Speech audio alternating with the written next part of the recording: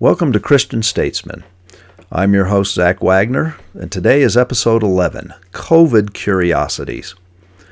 As many states are now posting notable increases in COVID cases and are beginning new rounds of lockdowns as we approach the holiday season, the question has to be asked. Is it not curious that a one-size-fits-all solution is the only thing being offered? And that solution has far worse long-ranging consequences than the disease itself. Curious indeed. Liberal mayors, governors, and their corresponding water-carrying media hordes love to trumpet the science behind COVID.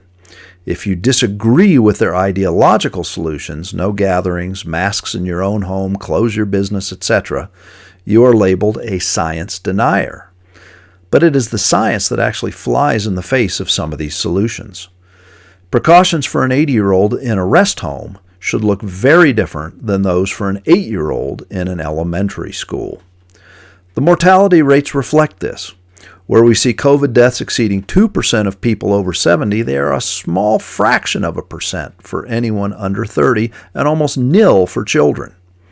Also, the CDC has finally come clean in recent weeks, admitting that only around 6% of COVID deaths are from COVID alone. The remaining 93 to 94% of COVID deaths were associated with at least one and often two or three comorbidities. Anecdotal stories abound, such as the one about a motorcycle rider in Florida struck by an 18-wheeler. The cyclist died of their injuries soon after, but not before being tested positively for COVID. The death certificate listed COVID as the main cause of death. What a wonder that a barreling multi-ton semi was left conveniently out of the equation. Obviously, the numbers are skewed.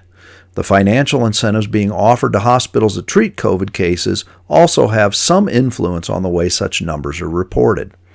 The hysteria proffered by local political leadership simply does not reflect the reality of those numbers, thus not keeping with the science. After all, how easy would it be to have tighter restrictions in the senior living facility while being a little freer in the schoolroom? We are the most innovative country in the history of the world, after all. We should be able to structure layered levels of caution and intervention based on demographics, should we not? And when it comes to following the science, it is even more curious that the science keeps shifting. Dr. Fauci and masks are a fine example. One day masks are ineffective and unnecessary. The next day, if you're not wearing a mask, even in the confines of your own home, you are barely one notch above a mass murderer.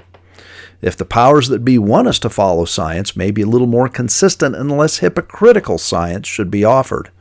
After all, if Gavin Newsom can gather his family in a posh California restaurant without masks or social distancing, why shouldn't the rest of us? Further, the whole idea of mandatory conformity to a universal one-size-fits-all precautions precludes the idea that we are all adults and can social distance and cover our faces when we believe there may be some chance of infection. Or, if we need to, we can simply stay home. But that should be our choice. Being forced into any of these is not just a violation of constitutional rights, it is an insult to the mature and self-responsible mind.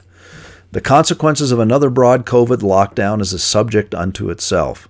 The destruction of businesses, livelihoods, social consequences, and so forth are so profound we have not yet begun to feel their upcoming and long-lasting deleterious effects. Every listener can be assured, even guaranteed, that the cure in such cases will be far worse than the disease itself. We have to restore a rational approach. National mask mandates, as Joe Biden has intimated, help little.